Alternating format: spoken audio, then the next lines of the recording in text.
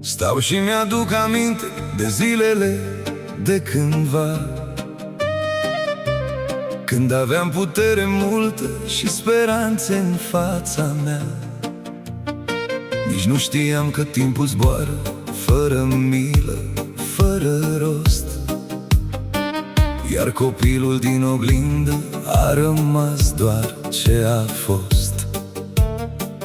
Pe ulițele copilăriei parcă încă mă mai văd, cu obrajii plini de soare și cu sufletul curat.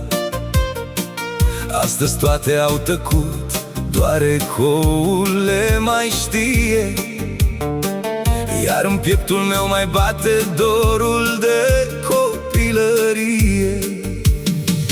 Bătrânețe, pas cu pas ai venit fără să-mi spui, mi-ai lăsat în păr zăpadă și atâtea amintiri, dar în piept mai bate inima la fel ca la început, cu iubiri și cu speranțe ce nici când n-au dispărut.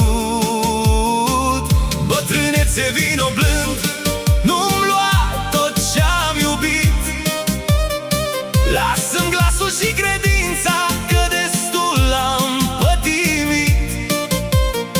Mi-ai pus fire albe-n plete și riduri pe obraz, dar nu-mi poți lua iubirea și nici sufletul viteaz.